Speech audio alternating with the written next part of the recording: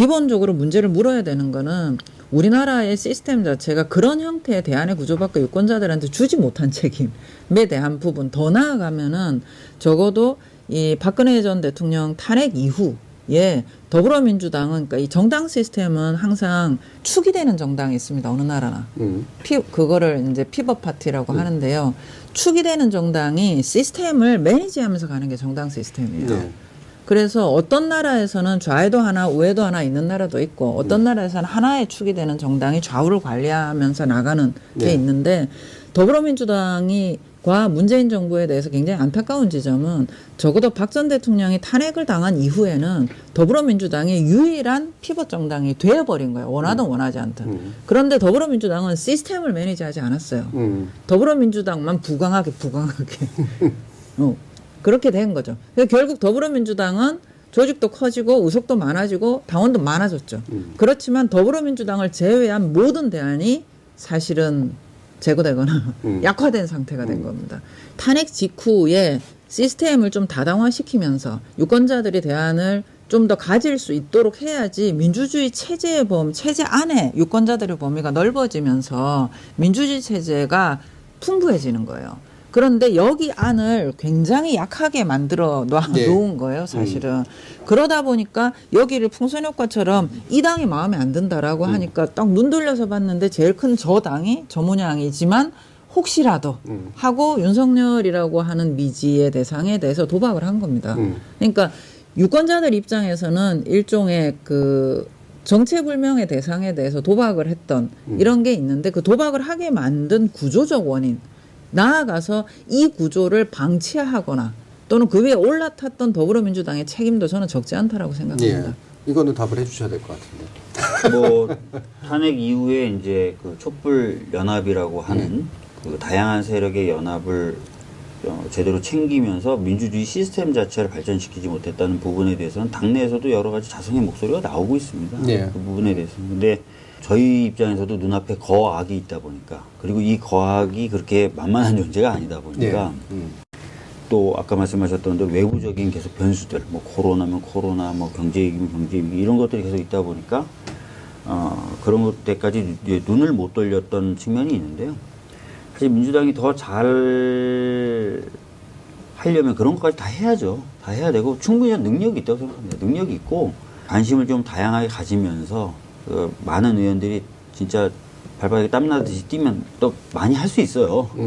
그런 것들을 좀 구조할 필요는 있다고 생각합니다. 예, 굉장히 중요한 문제인데요. 저는 이제 2024년 12월 3일 이전과 이후 대한민국의 민주주의 역사는 완전히 다른 스테이지로 들어섰다라고 생각을 하고요. 그렇기 때문에 모든 정치에 대한 고민이나 솔루션이 다 리셋돼야 된다.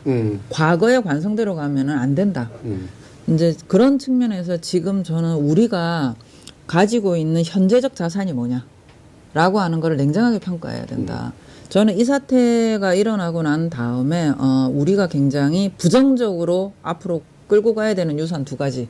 하나는 반체제 정당 국민의힘을 어떻게 할 거냐. 유산이라고 불러야 되네요. 네. 그다음에 그 두 번째 부정적 유산이 뭐냐면 이 정당 때문에 체제 안과 밖을 헷갈리면서 왔다 갔다 하시는 시민들이 이제 굉장히 부정적 유산이고요. 긍정적 유산으로 제가 두 가지를 보는 거는, 하나는 젊은 세대 시민들이 일종의 민주주의 체제 수호 시민연합에 합류했다. 라는 거고요.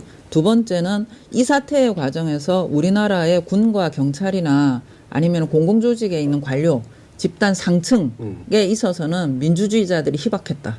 그렇지만 실제로 현장에 있는 상대적으로 젊고 상대적으로 크고 있는 공직자들은 민주주의자들이 상대적으로 많았다.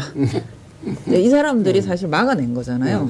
예, 그 국회 침탈에서도 막은 거고 경호처에서도 그런 거고, 부정적인 유산은 최소화시키고 긍정적인 유산을 맥시마이즈하는 방법으로 우리가 대안을 만들어야 되는 겁니다. 그러니까 여기에서 기본적으로 제도도 개선 그 방향으로 가야 되는 거고요. 그러니까 이것을 생각을 했을 때 지금 우리한테 가장 중요한 건 뭐냐면, 역사적으로 어느 나라에서나 반체제 정당에 대한 기본 전략은 고립입니다.